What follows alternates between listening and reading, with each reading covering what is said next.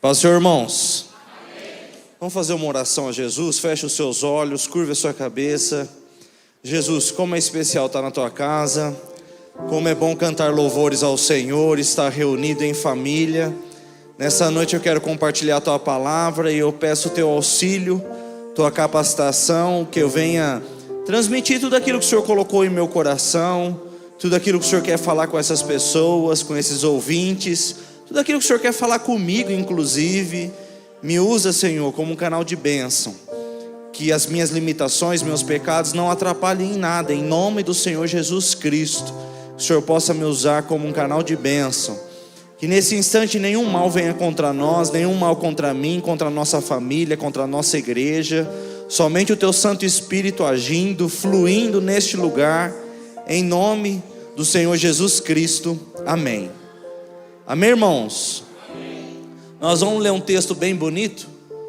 João capítulo 8, a partir do versículo 1.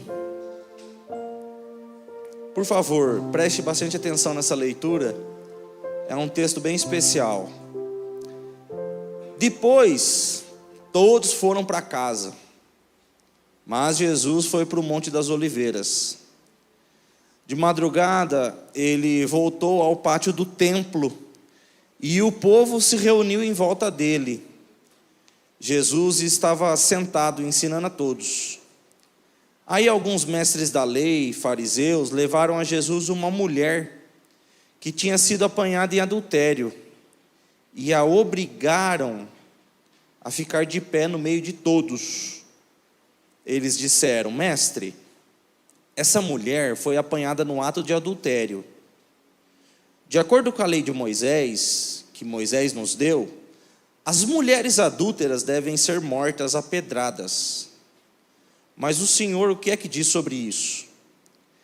Eles fizeram essa pergunta para conseguir uma prova contra Jesus, pois queriam acusá-lo. Mas ele se abaixou e começou a escrever no chão com o dedo. Como eles continuaram a fazer a mesma pergunta, Jesus endireitou o corpo e disse a eles: quem de vocês estiver sem pecado, que seja o primeiro a atirar uma pedra nessa mulher. Depois abaixou-se outra vez e continuou a escrever no chão. Quando ouviram isso, todos foram embora, um por um, começando pelos mais velhos. Ficaram só Jesus e a mulher, e ela continuou ali de pé. Então Jesus endireitou o corpo e disse: mulher, onde estão eles? Não ficou ninguém para condenar você. Ninguém, Senhor, respondeu ela. Jesus disse: pois eu também não condeno você. Vá e não peques mais. Amém, irmãos? Amém. Vocês podem se assentar, por favor. Glória a Deus. Quando eu vou ler a palavra, eu gosto de ler nessa versão, gosto de ler em outras versões também, tem muitas versões bíblicas. E eu gosto de ler pausadamente, assim, devagarzinho, porque a Bíblia é cinematográfica. Quando você começa a meditar, refletir, é sensacional os textos, as histórias. Algumas são conhecidas por nós e a gente às vezes nem presta muita atenção nos detalhes, né? E tem tanta coisa sensacional acontecendo nesse texto, por exemplo. Se você tiver com uma Bíblia física, provavelmente na sua versão tem um título esse texto. Está escrito em negrito normalmente, em destaque. O título que é comum ser usado é mulher adúltera. Esse título que foi colocado muito tempo depois de quando a Bíblia foi realmente escrita, não foi escrita pelo escritor da Bíblia. João, que escreveu o Evangelho segundo João, não colocou esse título. Isso foi colocado muito tempo depois para facilitar encontrar alguns textos. Mas veja o nome que essa mulher carrega: mulher adúltera. Perceba que Jesus a absolveu dos seus pecados, falou para ela não pecar mais, então ela dá a entender pelo texto que ela deixou de ser aquilo. Só que alguns apelidos pegam tanto que, independente da mudança da vida da pessoa, o apelido continua. Alguns apelidos, inclusive, são pejorativos, as pessoas nem gostam de determinados apelidos. Eu me lembro de uma oportunidade, eu não vou citar aqui, porque talvez alguém conheça, inclusive está sendo transmitido, mas tinha uma pessoa que ficava muito incomodada com o apelido, e aí as pessoas usavam de forma velada o apelido, todo mundo falava, sabia o apelido, e a pessoa não sabia que todo mundo estava falando esse apelido. Aí um dia alguém deixou escapar e virou uma confusão muito grande, porque algumas pessoas não gostam desses codinomes. Normalmente está associada o codinome, o apelido, a um defeito. Normalmente está associado a algo que a pessoa tem vergonha, a pessoa não quer ser tratada daquela forma. E aí essa mulher, nessa história, infelizmente até hoje, quando a gente vai falar, a gente fala, em João 8 está a história da mulher adúltera, só que ela não é mais. Ela foi um dia, ela foi num período. Nessa noite eu quero trazer uma palavra a respeito da agenda de Jesus, os compromissos que Jesus tinha com as pessoas, e que a gente passa a entender só depois dos acontecimentos. Nem os discípulos entendiam no começo. Tem momentos que ele se encontra com pessoas e ele fala assim, não conta para ninguém que eu fiz isso, tá? Não conta para ninguém que eu curei você. Aí um leproso, anos leproso, Jesus cura ele, não conta para ninguém. O que vocês acham que acontece? Ele sai contando para todo mundo, ele não consegue se conter. E Jesus tem esses compromissos que a gente passa a entender só depois da leitura do texto. Toda sexta-feira no Jardim Baré, às 20 horas a gente tem uma célula, e nós estamos fazendo uma sequência a respeito das parábolas de Jesus. Tem sido muito legal, muito especial. Alguns irmãos estão aqui nessa noite, participam da célula lá no Jardim Baré, tem sido muito produtivo. Quando a gente terminar, que aí vai demorar um pouco ainda, porque nós estamos no 15º episódio amanhã, 15ª parábola, então são quase 40 parábolas, então vai demorar ainda um pouquinho para a gente terminar, mas se tudo correr bem, o próximo tema que nós vamos usar são os encontros de Jesus de acordo com o que João escreveu. Existem encontros que Jesus teve de forma pessoal, de forma íntima, particular, que os outros evangelistas não relatam.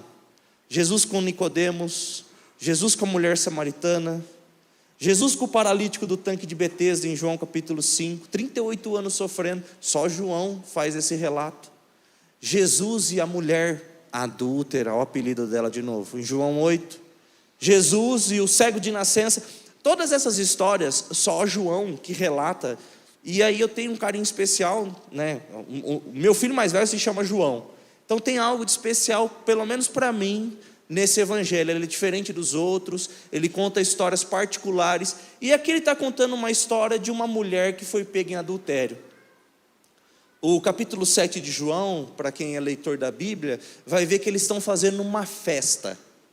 Festa das cabanas, dos tabernáculos. Gente, eles viajavam quilômetros para fazer essas celebrações, e aí, provavelmente era muito cansativo. Jesus tinha muitos compromissos, atendia muita gente, é uma festa, começava cedo, terminava tarde, o pessoal comendo, bebendo. É no capítulo anterior que ele fala, quem tem sede, vem a mim e beba. Então está tudo acontecendo no capítulo 7. O começo do 8 que a gente leu, diz assim, e todo mundo foi para casa. Estava todo mundo cansado, muitas atividades. Mas Jesus não foi para casa. Então eu fico imaginando o fato da gente estar longe de casa, e pode ser que talvez algum dia você tenha ido para um hotel 5 estrelas, e a melhor cama do mundo, e o melhor colchão do mundo, mas nada se compara à nossa casa, não é verdade?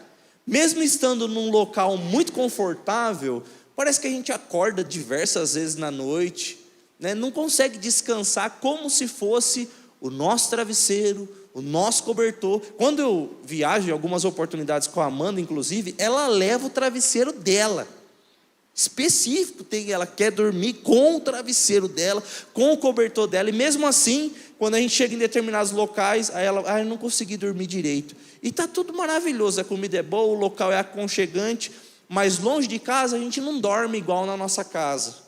Então, Jesus está tendo um monte de atividade, ele está longe de casa, e de repente, o que ele como ser humano, igualzinho a gente, o que ele está pensando no fim de uma semana cheia de atividades, é chegar em casa, tirar aquela sandália, e só esticar, sabe, o corpo, descansar, esticar o pé. Só que tinha um compromisso na agenda dele.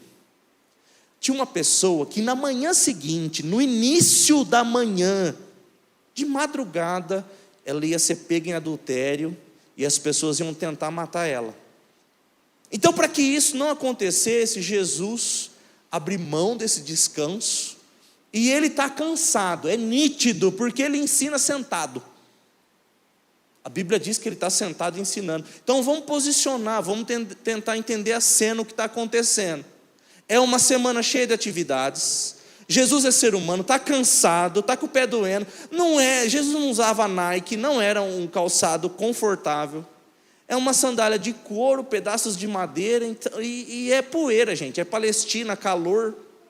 Então as mulheres aí sofrem às vezes com sapatos. Imagina 2000 anos atrás, como não eram os sapatos. Desconfortável demais. Jesus está nessa situação. Todo mundo vai para casa, ele vai para o Monte das Oliveiras. Gente, dormir no Monte das Oliveiras. De madrugada ele vai para o templo, tem um monte de gente ali no templo. E aí chegam com uma mulher. Jesus, a lei de Moisés diz que se uma mulher for pega em adultério, ela deve ser apedrejada. A lei de Moisés não dizia isso. A lei de Moisés diz: o casal que for pego em adultério deve ser apedrejado, não é a mulher. A lei de Moisés não dizia que era mulher, não era culpa da mulher, era quem fosse pego em adultério. E cadê o homem dessa história? Ele foi rápido, correu? Eu sei o que acontece, não sei.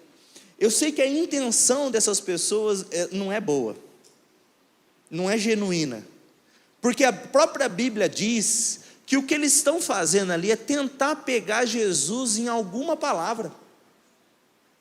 Quer dizer, para acusar Jesus de algo, eles estão dispostos a apedrejar uma mulher. Olha o nível dessas pessoas, que a Bíblia está dizendo que são mestres da lei, religiosos e fariseus. E aí é o primeiro ponto que eu preciso destacar para nós nessa noite. Que nível podemos chegar de maldade, escondendo atrás da nossa religião, dos nossos costumes? Tem gente que esconde a sua maldade atrás de uma capa de religiosidade. Uma vez eu estava conversando com um jovem, ele estava super interessado numa moça. Aí o que ele falou para mim? Eu estou orando.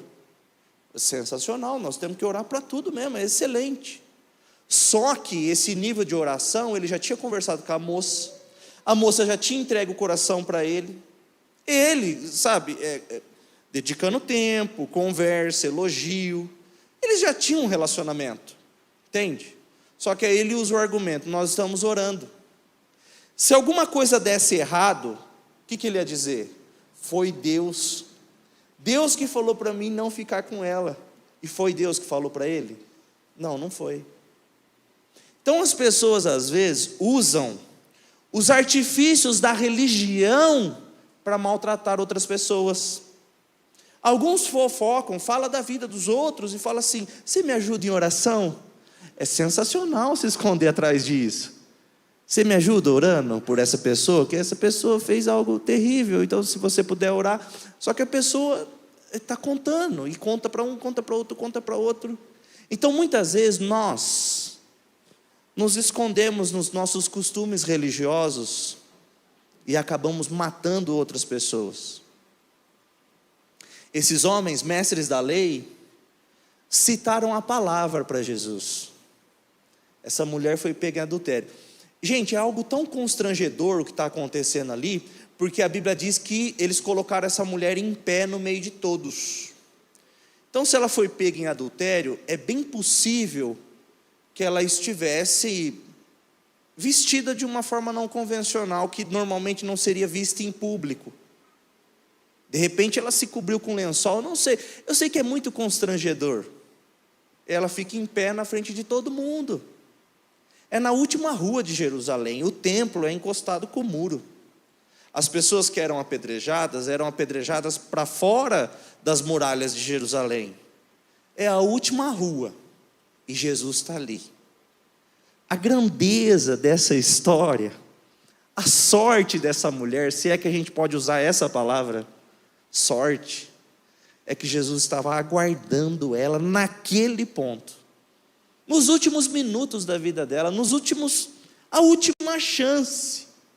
O pessoal pega ela, e para pôr Jesus à prova, eles estão dispostos a matar uma mulher, apedrejada. Eu fico pensando no nível de dor que a pessoa deve sentir para ser apedrejada. A pessoa não morre imediatamente. E eu acho, inclusive, que imaginar que você vai morrer, o nível de ansiedade, não sei se você é ansioso, eu costumo ser ansioso, mas só de imaginar, eu vou morrer apedrejado, eu acho que já começa a dar alguma coisa e o coração acelerar, e é uma vergonha ser pego nessa situação, é um constrangimento, e aí ela está posta ali, como um objeto, sendo exposta a todas as pessoas. Provavelmente todo mundo olhava para ela com um olhar recriminando, fazendo julgamentos, e isso daí dá para ver no rosto, você vê no olhar das pessoas. As pessoas sentem nojo, a fisionomia mostra. Então está todo mundo olhando assim. Jesus está cansado. Se eu fico cansado, com fome e com sono, normalmente eu sou mal-humorado. Não sei se acontece só comigo ou se com você também, mas fome, sono, falta de dinheiro também, mas sono, fome, eu fico estressado. E aí Jesus está cansado, está com os pés doendo, e ele está tendo que lidar com pessoas falsas. Jesus conhece aquelas pessoas. Jesus sabe muito bem o que está acontecendo ali no enredo, qual é a intenção deles. Eu pergunto para você meditar. A motivação do seu coração em fazer o que você faz, em falar o que você fala, qual é realmente a sua motivação? A motivação desses homens era a pior possível. Qual é a motivação do seu coração? Inclusive em relação às coisas de Deus, nós estamos falando de pessoas religiosas.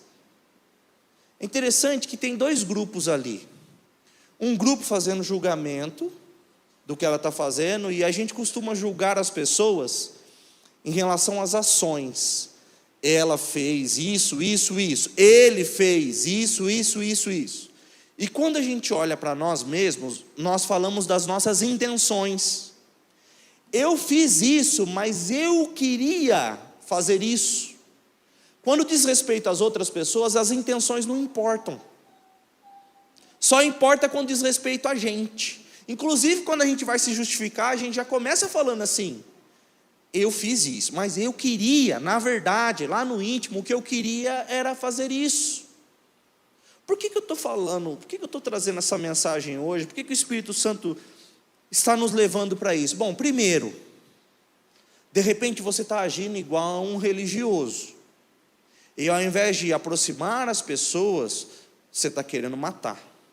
Segundo, de repente você é a mulher da história, e aí você se sente indigno, você se sente envergonhado, você se sente excluído, sem merecimento. Que tipo de pessoa você é nessa história?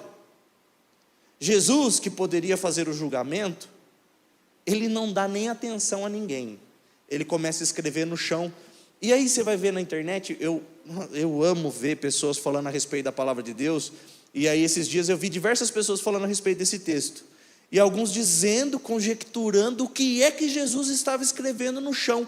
Ué, como é que eu vou saber o que Jesus está escrevendo no chão? Porque a Bíblia não diz. Tem um versículo no Antigo Testamento, Jeremias 17:3, diz assim: ó Senhor Deus, Tu és a esperança do povo de Israel. Todos os que Te abandonam serão humilhados, desaparecerão como nomes escritos na areia, porque abandonaram a Ti, ó Senhor, a fonte de água fresca. Aí o pessoal usa esse texto aqui de Jeremias para dizer que Jesus estava escrevendo o nome das pessoas que estavam ali acusando aquela mulher. difícil de interpretar dessa forma. Outro grupo eu vi dizendo que Deus escreveu a lei de Moisés com o dedo na pedra. E aí Jesus estava replicando a ação e escrevendo com o dedo, porque a Bíblia diz que é com o dedo, na areia. Gente, quando a gente entra nessas discussões, onde a Bíblia faz silêncio, a gente acaba esquecendo a beleza do texto. O que está acontecendo aqui são diversas pessoas desejando a morte de uma mulher em prol de uma causa injusta, e Jesus restaurando a história dessa mulher, reescrevendo a história, dando uma segunda chance para alguém que está pertinho da morte. E aí de repente você olha para a sua vida e você se vê num beco sem saída. Era onde ela estava. Ela não sabe nem para onde olhar. Normalmente a expressão que a gente usa é: se eu tivesse um buraco no chão, eu me enfiava dentro. Eu queria sumir, desaparecer. E tem circunstâncias da nossa vida que a gente passa e que o nosso desejo é esse. Eu queria desaparecer. Eu queria sumir. Queria abandonar tudo. Os cristãos, inclusive, dizem assim: eu queria que Jesus me levasse. Igual Elias. Deus, me leva porque eu não quero mais viver.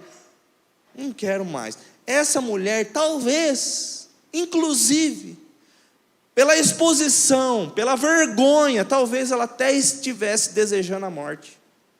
Atira a primeira pedra logo, me mata logo, sabe? Para dessa exposição. Todo pecado, toda falha, aponta para alguma dor. Eu não estou justificando aqui, não estou justificando, mas tem alguma ausência nessa história. Alguma coisa está acontecendo dentro dessa mulher para ela estar nessas condições. O ser humano, naturalmente, busca respostas que ele não consegue alcançar no pecado.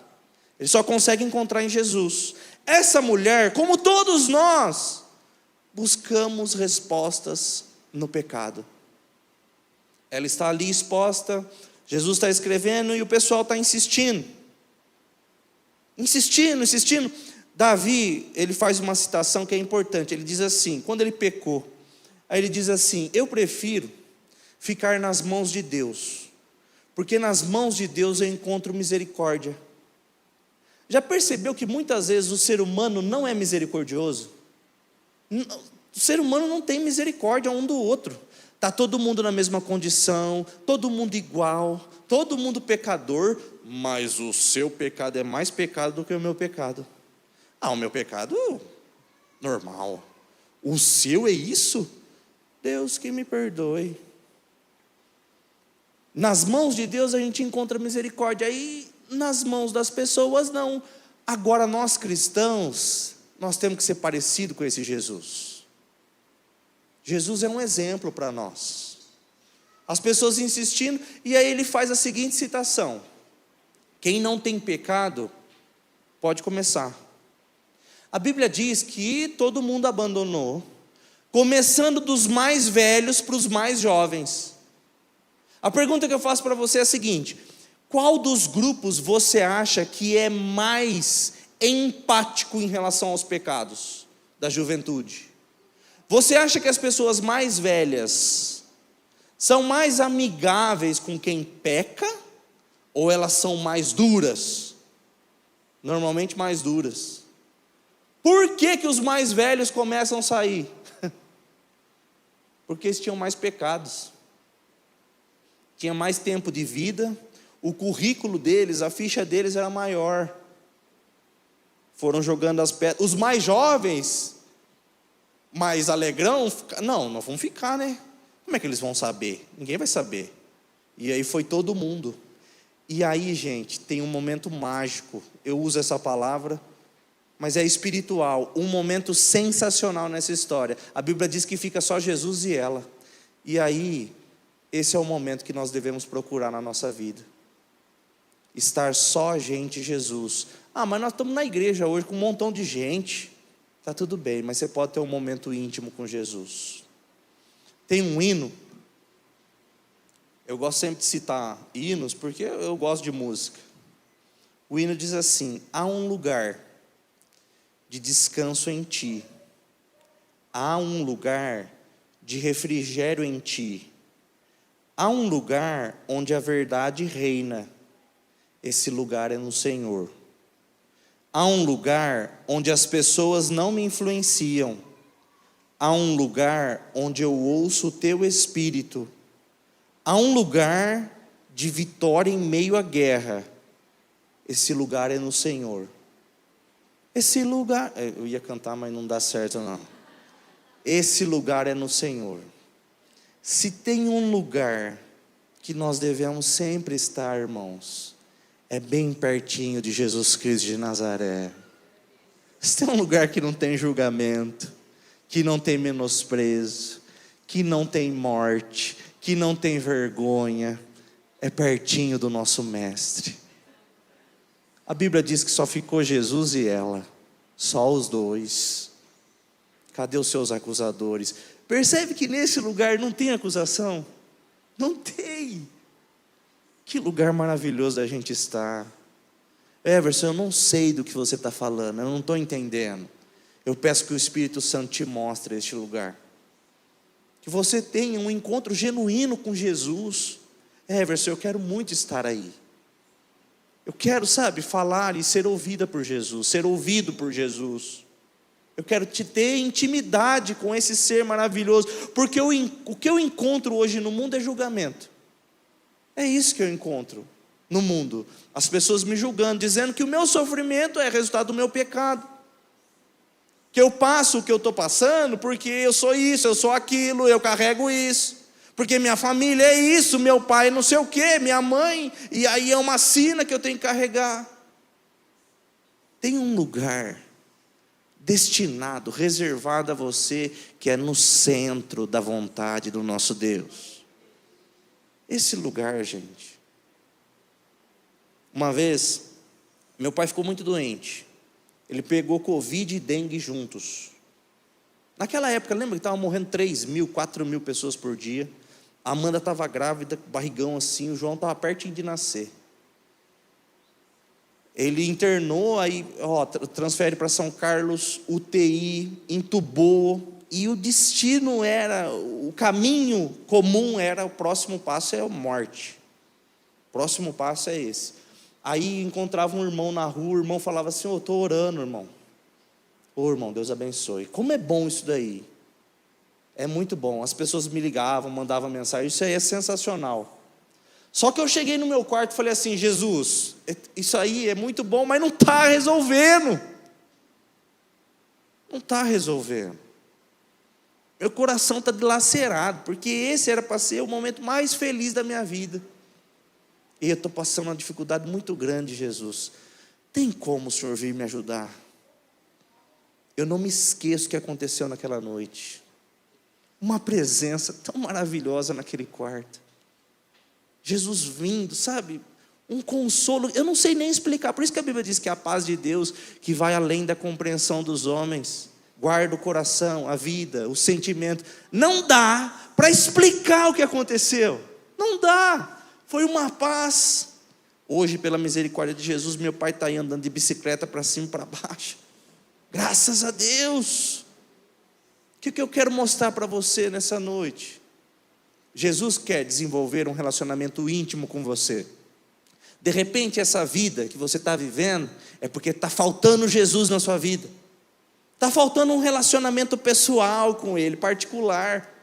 E aí as pessoas estão todo o tempo expondo a sua vida, mostrando quão pecador você é, quão pecadora você é. O desejo de Deus nessa noite é ter um particular com você. Estava na agenda de Jesus atender essa mulher, de manhã, de madrugada.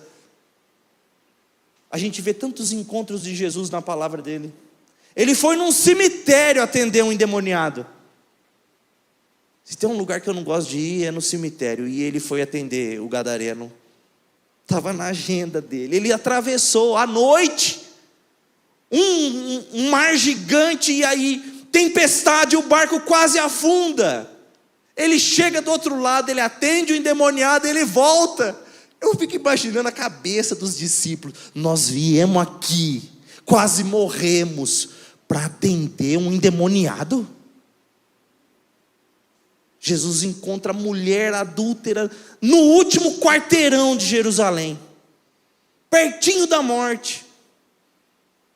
A viúva que sabia o caminho do cemitério, já tinha enterrado o marido dela, agora está enterrando o filho. E aí Jesus cortando o caminho dentro de uma cidade pequena chamada Naim, ele vai e ressuscita o filho daquela mulher.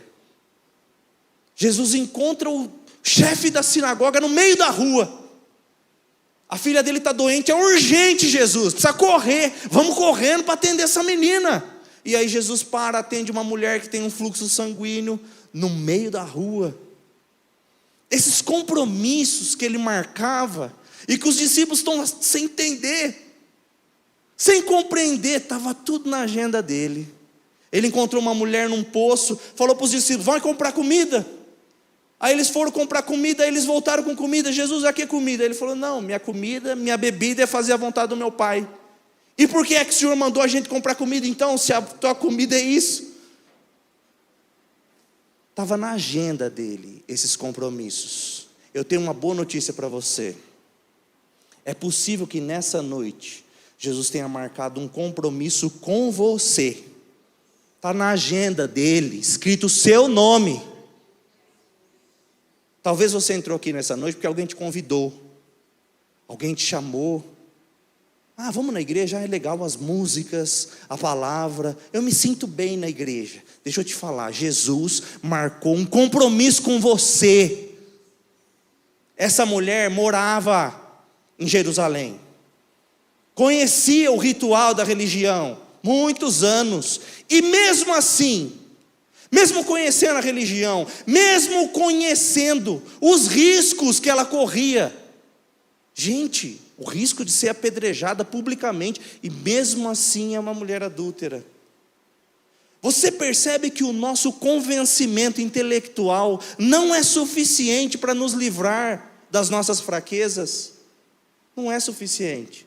Ah, isso aqui é errado. Não é aqui. É algo que Jesus transforma em nosso interior. Jesus olhou para ela. Gente, fique imaginando essa cena. Cadê os seus acusadores? Acho que até ela imaginou que ele ia acusar ela. Ele é um mestre, provavelmente ela já ouviu falar de Jesus. Estão levando ela para um juiz. Cadê seus acusadores? Sobrou nenhum. Então vá em paz e não peque mais, nunca mais. Nessa noite, nós vamos fazer uma oração a Jesus. E eu não sei quais são as suas condições. Eu não sei se você está orando por você, se você está orando por alguém. Não sei. Não sei se você está arrependido de pecado, se você tem uma dor, uma causa urgente. Ela não podia esperar mais 2 minutos, senão ela ia morrer. Não sei, eu não sei o que está acontecendo com você, mas nós vamos apresentar isso para Jesus. Eu quero dar uma boa notícia para você. Da mesma forma que Jesus conhecia essa mulher, e infelizmente nós não temos nem o nome dela, mas Jesus conhecia. Recentemente eu estou estudando o original de como foi escrito os textos. A palavra que os mestres da lei usam, que foi traduzido como mulher, é diferente da que Jesus utiliza.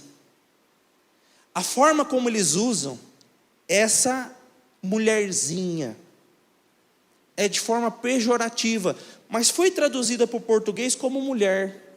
Jesus olha para ela e em português está escrito mulher, mas não foi assim que Jesus chamou.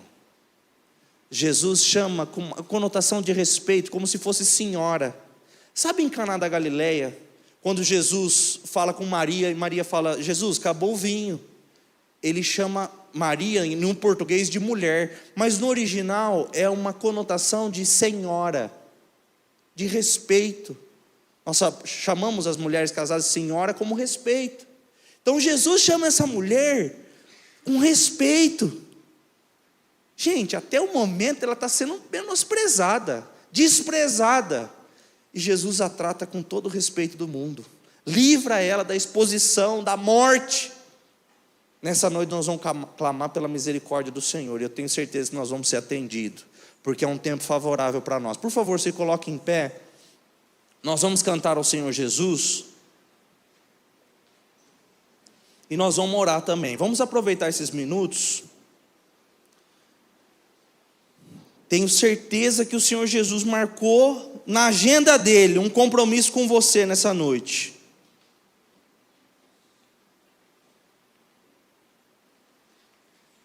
Feche os seus olhos, curve a sua cabeça.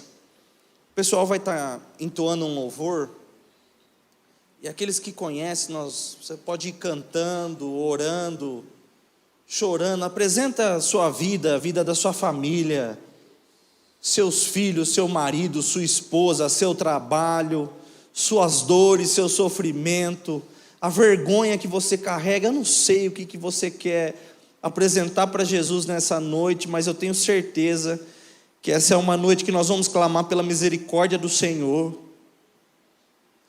Diversas vezes, quando eu estou aqui na igreja, eu já orei ao Senhor, falando assim: Senhor, eu não sou mais um cristão jovem, eu não sou mais criança, eu não estou mais na infância espiritual. Então, já orei diversas vezes, nem sempre eu sinto a presença de Deus, mas aí eu falo: Senhor, eu tenho convicção de que o Senhor está aqui, porque eu conheço a tua palavra, eu conheço o Senhor.